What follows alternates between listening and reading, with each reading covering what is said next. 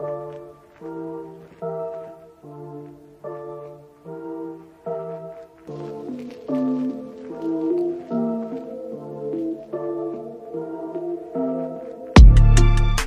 semuanya, kembali lagi ke channel yang seadanya ini. Kali ini gue akan ngelanjutin pembahasan dari Tensei Kizoku no Isekai Bouken Roku, yang dimana ini adalah kelanjutan dari video yang kemarin. Di video kemarin itu sampai pada pembahasan rencana busuk dari Cordino, terus permintaan dari si Lil Tana. Nah, di video kali ini akan ada kasus penculikan ya. Jadi ditunggu aja, ditonton sampai selesai. Oke, jangan berlama-lama lagi, langsung kita gaskeun.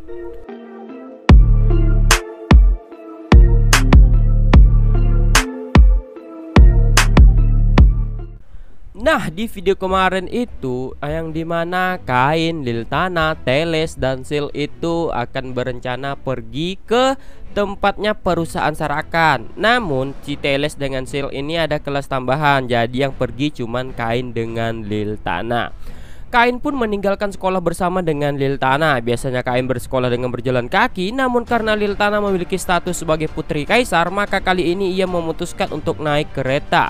Di dekat gerbang tempat para kereta menunggu, Nigito sudah bersiaga di samping keretanya. Nigito tampak agak kaget melihat Lil Tana keluar dari gedung sekolah bersama dengan Kain. Nigito pun memperkenalkan dirinya kepada Kain. Lalu Nigito pun memperbaiki posisinya dan memberikan hormat kepada Kain sambil tersenyum. Kain juga memperkenalkan dirinya. Kain penasaran dengan Nigito, kenapa dia bisa tahu nama Kain. Lalu Nigito menjawab itu semua karena sejak kecil putri Lil Tana selalu menyebut nama Kain. Lil Tana yang mendengar itu pun langsung mencegat Nigito untuk ngomong lagi, dan pipinya pun mulai memerah. Lil Tana dengan tergesa-gesa menghentikan perkataan Nigito. Nigito yang merasa bersalah telah berlebihan dalam berbicara hanya bisa pura-pura tersenyum sambil membukakan pintu. Meskipun wajahnya memerah, Lil Tana tetap mengajak Kain untuk naik ke kereta. Ketika mereka berdua sudah naik, Nigito memberikan aba-aba untuk berangkat. Sambil melirik ke arah Kain yang duduk di sampingnya, Lil Tana menghela nafas. Ia menggenggam kalung di lehernya dan berpikir bahwa ternyata Kain memang benar-benar tidak ingat sama sekali tentang kejadian masa lampau tersebut. Seakan tak memperdulikan perasaan Lil Tana, kereta itu terus berjalan menuju ke perusahaan Sarakan. Ketika kereta berhenti di halaman perusahaan Sarakan, tampak Palma yang sepertinya baru saja pulang sekolah sedang menjaga toko dengan masih menggunakan seragamnya. Ketika Nigito membuka pintu kereta dan mereka berdua turun, Palma terkejut melihat Kain dan Lil Tana datang bersama dan langsung membungkuk menyambut mereka. Lalu Kain ingin meminjam sebuah ruangan di dalam. Mereka berdua pun dipandu oleh Palma menuju ke ruang tamu yang ada di dalam toko, lalu duduk berhadapan. Sedangkan Palma menyiapkan teh untuk mereka berdua. Palma menyuguhkan teh di hadapan mereka. Mereka berdua mengobrol sebentar sambil meminum teh, lalu mulai memasuki urusan utama. Kain tampak tidak terlalu khawatir dan mengeluarkan satu persatu gelas dari dalam item box miliknya. Semua orang di Sarakan dan Telestia serta Silk sudah mengetahui bahwa Kain memiliki item box. Lil Tana yang tidak mengetahui hal itu terkejut. Kain pun memberitahu bahwa itu harus dirahasiakan. Kain mengatakan hal itu sambil mengedipkan matanya dan menyiapkan gelas sesuai jumlah yang dipesan. Meskipun itu hanya terdiri dari 4 gelas masing-masing dari 3 jenis desain yang berbeda, Lil Tana tetap kagum akan keindahan gelas-gelas itu. Di pesanan, Lil Tana memesan 10 gelas, namun Kain memberinya bonus 2 menjadi 12. Kain mengatakan hal itu dengan senyum lebar di wajahnya, dan Lil Tana pun mulai memerah lagi. Tiba-tiba Kain tampak sedang memikirkan sesuatu, namun ia segera mengembalikan perhatiannya kepada Lil Tana. Setelah beberapa saat mereka mengobrol, pintu ruangan itu diketuk dan Nigito pun masuk ke dalam ruang tamu. Nigito kagum dengan barisan gelas-gelas berbagai warna yang tersusun di atas meja, dan Lil Tana pun menepak kepala Nigito yang sedang terpesona itu. Setelah ditepak, sikap Nigito langsung berubah drastis, dan setelah mengatakan mohon maaf, ia pun bersiaga berdiri di belakang Lil Tana. Lil Tana membungkuk menyampaikan permintaan maafnya. Setelah Kain mengatakan bahwa itu tidak apa-apa, mereka pun melanjutkan pembicaraan. Meskipun ia ingin meminta sedikit lebih banyak, namun Lil Tana pun memahami bahwa kali ini adalah kasus spesial. Jadi untuk selanjutnya dia harus menunggu sesuai urutan pesanan. Palma mengambil satu persatu gelas di atas meja yang berwarna-warni itu untuk dikemas. Mengesampingkan Lil Tana yang terkagum dengan jumlah gelas itu. Setelah memastikan jumlahnya, Palma membawa gelas-gelas itu ke dalam toko. Setelah semuanya selesai, Palma juga memasukkan gelas yang ada di genggaman Lil Tana ke dalam sebuah kotak khusus. Setelah selesai mengemasnya, Palma pun menyerahkannya kepada Lil Tana. Kemudian Nigito pun membawa kotak berisi gelas itu dengan sangat hati-hati dan mengangkutnya menuju ke kereta satu persatu. Setelah semua barang selesai dibawa, Lil Tana pun bangkit. Mereka berempat pun meninggalkan ruang tamu. Tapi sebelum itu Lil Tana pun mengajak Kain untuk pergi ke mansion miliknya. Wajah Lil Tana di sini memerah ya. Menghadapi ajakan Lil Tana itu, Kain pun menyerah dan ikut menuju ke rumah Lil Tana. Mansion Lil Tana berada di arah yang berlawanan dengan Kain. Meskipun begitu, jaraknya hanya 30 menit kalau berjalan kaki. Mansion milik Lil Tana itu tampak sangat layak sebagai mansion Tuan Putri. Itu lebih luas dari milik Kain. Besarnya hampir sama dengan mansion ayahnya, si Gom. Tentu saja itu berbeda dengan mansion Kain. Di sana tidak terpajang patung monster. Kereta kuda itu berhenti tepat di depan pintu masuk mansion. Dan ketika mereka berdua turun, para pelayan sudah berbaris menyambut mereka. Mereka serentak memberikan salam dan menundukkan mereka kepada Kain. Lalu Kain pun mengikuti Lil Tana masuk ke dalam mansion. Kain dipandu ke ruang tamu dan duduk berhadapan dengan Lil Tana. Di sudut ruangan, pelayan sedang menyiapkan teh dan juga cemilan.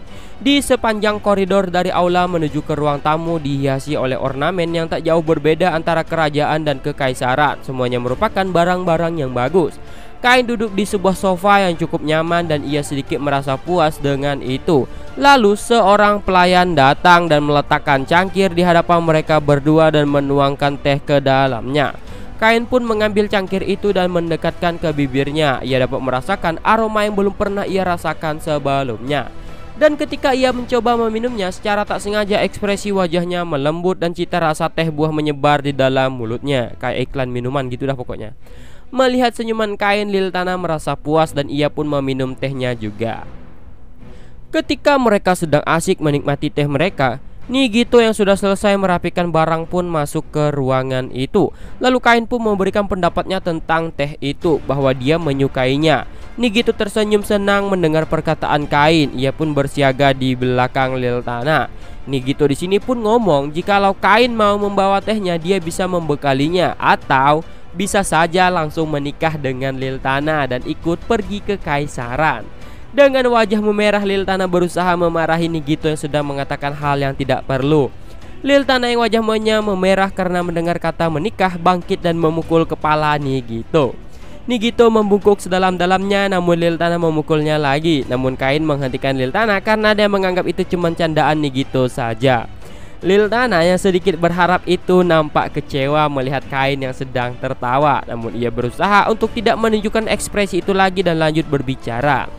Lil Tana yang tampak sedih itu mengatakan bahwa dia adalah putri kaisar, jadi pernikahan tidak semudah itu. Dengan suara yang semakin mengecil di akhir kalimatnya. Padahal dalam hati, yah gitulah. Kain juga menyuruh Lil Tana untuk memanggilnya dengan sebutan Kain saja. Mendengar perkataan Kain yang lembut, Lil Tana yang tadinya sedang bersedih mulai kembali ceria dan menganggukkan kepalanya dengan wajah yang memerah. Di dalam hari Lil Tana, ia merasa ragu untuk kembali memanggilnya dengan nama Kain. Sejak mereka pertama kali bertemu beberapa tahun lalu ketika mereka masih kecil, tidak seperti ketika ia masih kecil. Saat ini Lil Tana sudah dewasa dan merupakan wanita sepenuhnya. Emang dulu apaan? Melihat Lil Tana yang bertingkah malu-malu itu, Nigito yang sangat jarang menunjukkan ekspresinya itu sedang menahan tawa di dalam dirinya. Setelah itu, mereka berbincang selama beberapa menit dan Kain pun izin pamit untuk pulang. Kain dipandu menuju ke kereta oleh Nigito dan diantarkan pulang ke mansionnya. Nigito yang sedang mengendalikan kereta itu mencoba berbicara kepada Kain melalui jendela kecil. Nigito mengatakan ke Kain jikalau sebenarnya putri Lil Tana adalah orang yang kesepian. Jadi tolong tetaplah akrab dengannya di masa depan. Dan juga ada alasan mengapa beliau pindah ke sekolah di kerajaan Esport. Kain juga tahu hal itu dari Lil Tana. Kain juga berusaha mengingat masa kecilnya ketika ia berkunjung ke kota Ramesta. Lalu tiba-tiba ada suatu ingatan yang teringat di ingatan Kain. Kain teringat tentang peristiwa di mana dia pernah memilihkan kalung untuk seorang gadis di sebuah toko. Nah, jadi ada nih titik temunya gitu. Lalu kereta kuda yang sedang mengangkut kain yang tersenyum itu perlahan berjalan menuju ke mansion keluarga Silver. Keesokan harinya sepulang sekolah, Lil Tana berjalan menuju ke kereta miliknya yang sedatang menjemput dirinya. Bentar, minum dulu, bentar.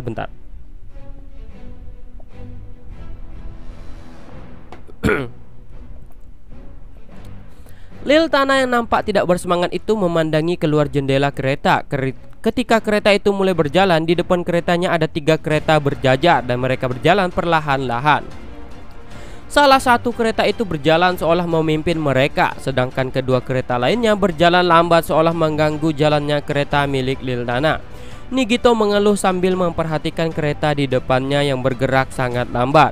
Ada seorang gadis yang sedang berjalan jauh di depan kereta itu, dan itu adalah si Palma yang sedang pulang lebih awal karena tidak ada pelajaran tambahan dan sedang keluar tokoh untuk membantu tokoh.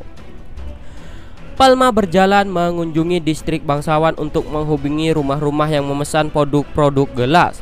Ketika Palma sedang memperhatikan catatannya, sebuah kereta kuda mendekatinya dan 2 pria yang tiba-tiba keluar dari dalam kereta itu menutup mulut Palma dan mendaratkan satu pukulan ke perutnya.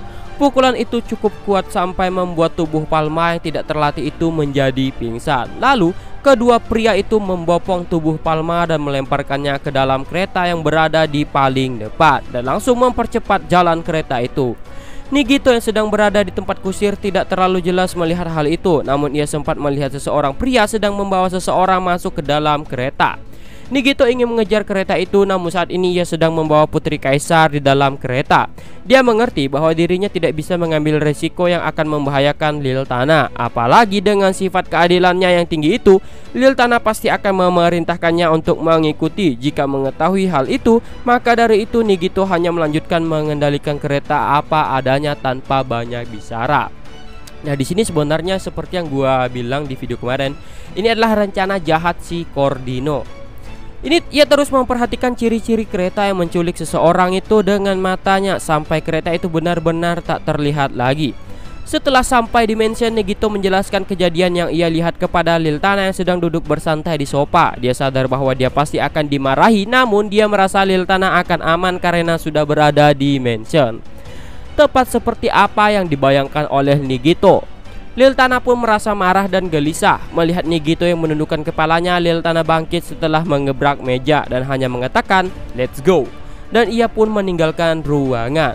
Lil-Tana pun mengajak Nigito untuk pergi ke markas prajurit. Sebagai pengawalan, Nigito membawa serta 2 orang prajurit yang dibawa dari kekaisaran dan mulai membawa kereta yang dinaiki oleh Lil-Tana menuju ke markas prajurit.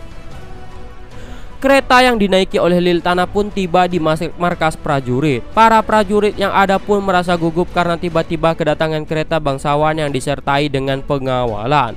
Ketika Nigito membuka pintu kereta itu, Lil-Tana pun turun dari kereta dengan masih memasang ekspresi marahnya. Salah satu prajurit pun bertanya ada perlu apa Lil-Tana di markas prajurit tersebut. Setelah sejenak menatap prajurit yang bertanya dengan sopan itu, Lil-Tana pun membuka mulutnya dengan mengatakan bahwa telah terjadi penculikan di distrik bangsawan. Mendengar perkataan Lil-Tana, suasana pun menjadi tegang karena bagi mereka yang menangani keamanan di distrik bangsawan, jika terjadi penculikan di sana itu berarti kegagalan dari pihak pengamanan dan itu adalah sebuah masalah yang besar. Salah satu prajurit pun mengundang Lil-Tana untuk membicarakan hal itu di dalam dan akan memanggil pihak yang bertanggung jawab dalam pengamanan. Mereka pun dipandu oleh seseorang prajurit menuju ke ruang tamu sederhana. Berbeda dengan ruang tamu milik bangsawan, di sana tidak terlalu banyak perabotan. Itu hanyalah sebuah ruangan untuk melakukan pertemuan biasa. Lil-Tana yang sedang dalam suasana hati yang buruk itu pun duduk di bagian tengah sofa yang disediakan, sedangkan Nigito berdiri di belakangnya. Prajurit itu pun meninggalkan ruangan setelah mengatakan bahwa dia akan memanggil atasannya. Tak lama kemudian datanglah seorang prajurit yang armornya terlihat sedikit lebih mewah. Ia pun duduk di hadapan Lil-Tana yang ditemani oleh satu orang lagi prajurit yang duduk di sebelahnya untuk mencatat. Sang kapten prajurit itu pun menyapa Lil-Tana lalu memperkenalkan dirinya sebagai Barata selaku penanggung jawab di sana. Sebelum Barata sang kapten menyapa, ia pun sudah menyelidiki terlebih dahulu identitas kereta yang datang. Sebagai seorang kapten prajurit, dia harus bisa mengenali bangsawan hanya dengan melihat lambang di keretanya. Tergantung kondisinya, jika dia tidak bisa mengenali bangsawan, dia bisa saja dikenakan hukuman. Jadi dia pun berusaha sekuat tenaga untuk menghadapinya. Lambang di kereta milik Liltana bukanlah milik bangsawan kerajaan itu. Kereta itu memiliki lambang kekaisaran Visus karena Liltana datang ke sana untuk alasan siswa pindahan. Barata pun sangat memperhatikan dan berhati-hati dengan sikapnya. Lalu Barata pun melanjutkan perkataannya dengan meminta Liltana untuk mengatakan situasinya secara lebih rinci. Liltana pun memerintahkan Nigito untuk mengatakan apa yang telah dikatakannya kepada dirinya kepada sang kapten prajurit itu. Nigito pun mengerti dan menjelaskan kejadian yang ia lihat. Seiring berlanjutnya penjelasan dari Nigito, terlihatlah kerutan di alis Barata. Setelah mendengar informasi tentang 3 kereta kuda berwarna hitam dari Nigito, Barata pun memerintahkan bawahannya untuk memeriksa apakah ada kereta semacam itu memasuki distrik bangsawan. Seorang prajurit yang sedang bersiaga di sudut ruangan pun segera meninggalkan ruangan. Barata pun berterima kasih karena mereka telah memberikan informasi penting itu dan akan segera memeriksa masing-masing mansion bangsawan. Mereka juga akan memberikan laporan kepada istana tentang apa yang mereka dapatkan nanti. Barata pun meletakkan tangannya di meja dan membungkuk sedalam-dalamnya. Lalu Liltana yang merasa puas dengan sikap sang kapten yang merasa sopan dan responsif itu pun segera meninggalkan markas penjaga tersebut. Setelah Liltana menaiki keretanya, Nigito yang duduk di tempat kusir pun segera menjalankan kereta itu. Ekspresi khawatir pun tak menghilang dari Liltana sehingga ia pun membuka mulutnya dan memerintahkan Nigito untuk menuju ke mansion kain.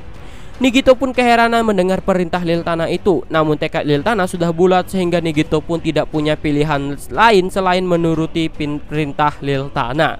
Nigito pun menghela napas dan memutar arah keretanya menuju ke mansion kain. Ya menurut gue memang pas, memang harusnya ke kain gitu, jadi bisa diberantas habis.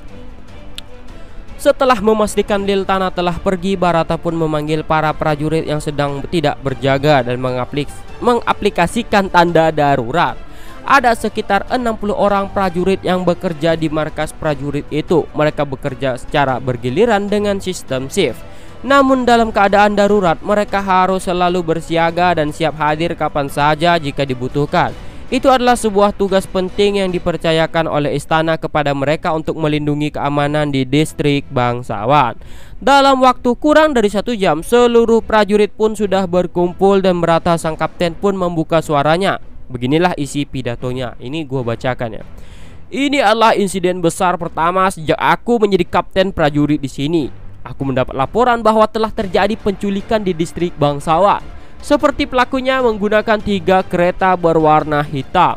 Kalian buatlah kelompok menjadi 3 orang dan carilah kereta itu. Jika sudah ketemu, 2 orang tetap berjaga di tempat itu, sedangkan 1 orang laporkan ke markas segera. Kalau begitu, berpencar.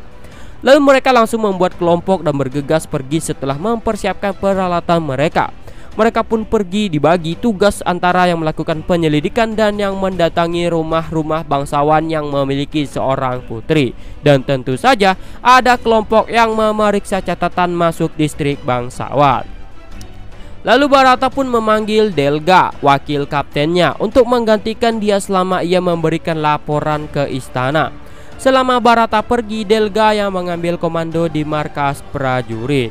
Di tengah kesibukan para prajurit yang melakukan pencarian, Delga yang sedang berada di ruangan yang tak ada seorang pun ada di sana tiba-tiba membuka mulutnya. Delga di sini adalah salah satu dalang penculikan tersebut. Lalu tiba-tiba pintu itu pun terbuka dan 3 orang prajurit memasuki ruangan. Seorang prajurit duduk di sofa dan meletakkan kakinya di atas kaki yang lain sambil mengatakan hal itu. Delga mengatakan hal itu. Ia adalah Delga von Jindrid, salah seorang keluarga bangsawan. Sebagai putra ketiga keluarga baron, ia tidak memiliki hak waris. Merasa tidak puas akan hal itu, ia mengumpulkan orang-orang yang berpikiran sama dengannya dan mengumpulkan uang dari balik layar perusahaan-perusahaan. Nah, di sini si Delga ini disewa oleh Cordino ya guys ya. Barata adalah rakyat biasa, namun karena kepribadiannya yang baik dan kompeten, ia ditunjuk menjadi kapten prajurit, dan itulah yang menambah kecemburuan si Delga. Mereka berempat duduk mengitari meja, dan setelah selesai melakukan pertemuan singkat tersebut, mereka kembali melakukan tugas mereka. Delga pun mengatakan hanya karena salah satu rakyat biasa, sudah membuat seribut itu. Padahal dia nggak tahu tuh, si Palma anak perusahaan dari Sarachan dan juga temannya seorang bangsawan yang tingkatnya Earl, yaitu si Kain. Lalu Delga pun mengumumkan itu sambil tersenyum jahat melihat keluar jendela. Nah, mungkin sampai di sini dulu untuk pembahasan kali ini. Di video selanjutnya para pengawal mendatangi kedatangan Kain. Ya, kalian tahulah ya, jika Kain tahu bahwa temannya si Palma diculik, dia pasti akan bertindak. Dan ya begitulah, kita tunggu saja aksi Kain di video besok ya. Dah, segini dulu dan see you.